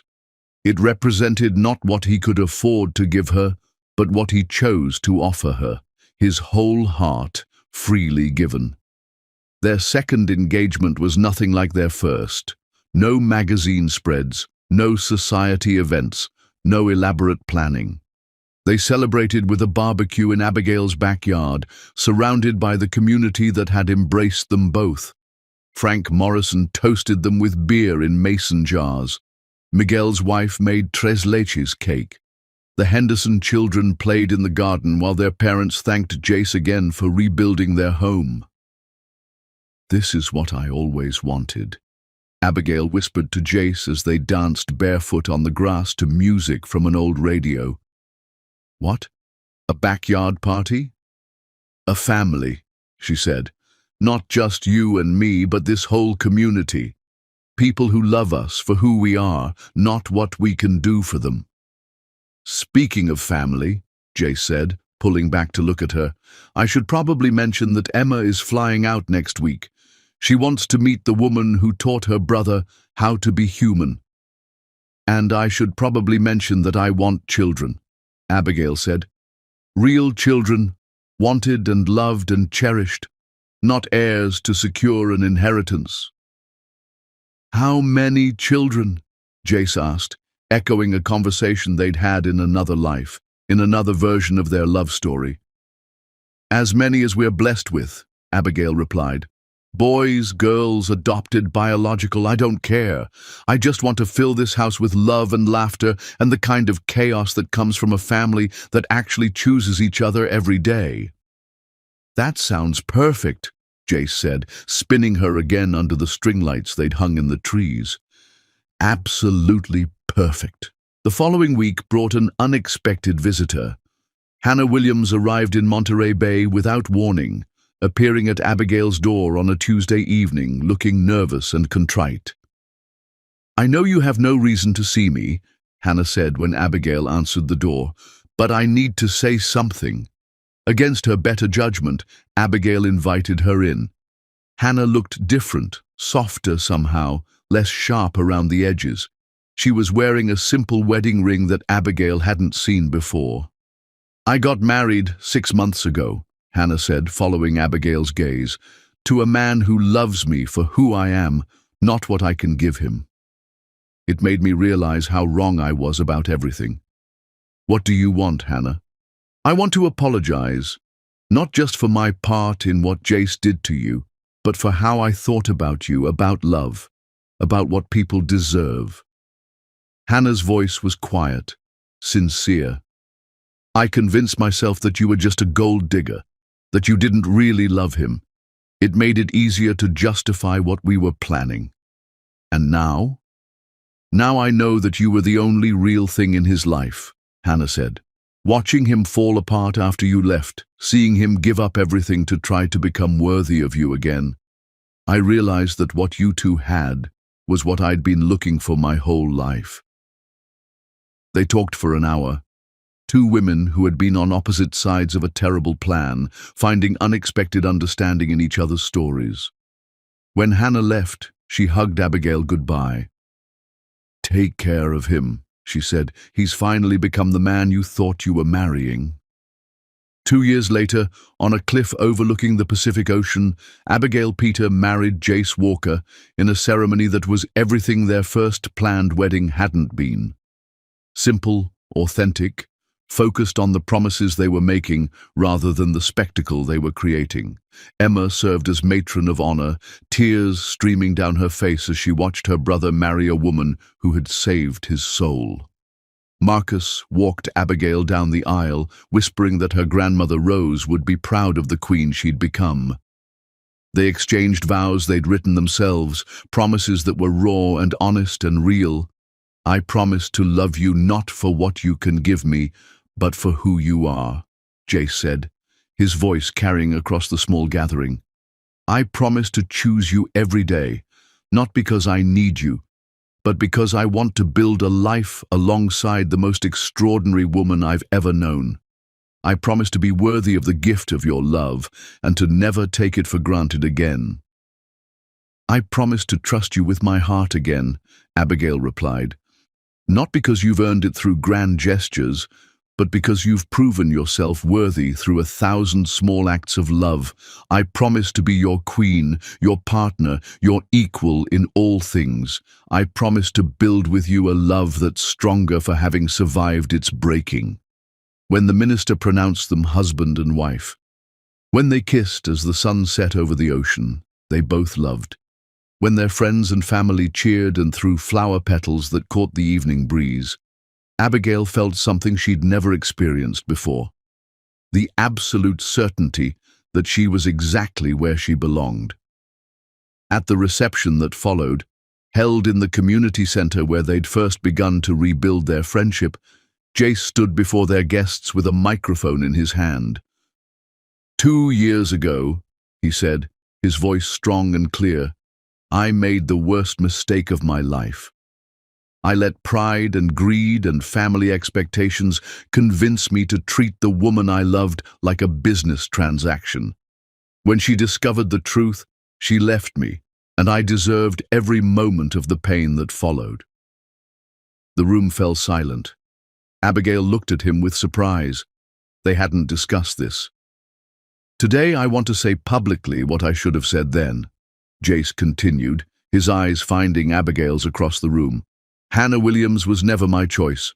She was a business arrangement, a partnership I mistook for love. Abigail Peter was and is the only woman I have ever truly loved. She left me because I tried to use her, and she came back because I learned to love her the way she deserved to be loved from the beginning." He set down the microphone and walked to Abigail, taking her hands in his. "In front of everyone who matters to us, I want to say this. I love only you. I have loved only you since the moment I first saw you, even when I was too broken to love you properly. You are my queen, my heart, my everything." The room erupted in applause, but Abigail only had eyes for her husband, this man who had finally given her the public declaration she'd never known she needed. That night, in the house Jace had built for them with his own hands, as they lay entwined in the darkness, listening to the waves crash against the shore, Abigail traced patterns on his chest with her fingertips. "Do you ever think about the woman you would have become if I hadn't hurt you?" Jace asked quietly. "No," Abigail said without hesitation, "because that woman never would have been strong enough to deserve you. The real you, I mean. She would have been satisfied with the performance, would have lived her whole life loving a lie. The woman I am now, she knows the difference between love and manipulation, between grand gestures and genuine devotion." "I'm sorry it took losing you to teach me how to love you," Jace said, pressing a kiss to the top of her head. "I'm not," Abigail replied, surprising them both, "because the love we have now is real. It's been tested by betrayal and survived. It's been built on truth instead of lies. It's the kind of love that lasts forever, because it's not based on what we can get from each other, but on who we choose to be together." 5 years later, as Abigail watched Jace teach their son to build a treehouse in their backyard, while their daughter played in the garden they'd planted together, she thought about the fairy tale she'd once believed she was living. That story had been beautiful but fragile, built on illusions that crumbled at the first touch of reality. This story, messy and complicated and real, was better. It was a love story that had survived everything life could throw at it and emerged stronger. It was the kind of love that Grandmother Rose had always said was worth waiting for, love that made you feel safe and brave and worthy all at once. The Queen had reclaimed her crown, but more importantly, she'd found her king. And together, they were building an empire, not of wealth and power, but of love and family and community. It was, Abigail thought, as Jace caught her eye across the yard and smiled the smile he reserved just for her, the greatest love story ever told. Not because it was perfect from the beginning, but because it had been broken and rebuilt with truth. Not because it was easy, but because they had both chosen to become worthy of it. Not because they never faced challenges, but because they had learned to face them together. Their love story wasn't about a billionaire and his perfect fiancé. It wasn't about grand gestures and fairy tale moments. It was about two people who had lost each other and found themselves in the process. It was about a woman who had learned she was a queen and a man who had discovered what it truly meant to be worthy of royalty. As their children's laughter filled the air and the Pacific Ocean stretched endlessly before them, Abigail Peter Walker knew with absolute certainty that she was living the greatest love story ever told, not because it was written for her, but because she had helped write it herself. And it was indeed the most beautiful ending she could have ever imagined.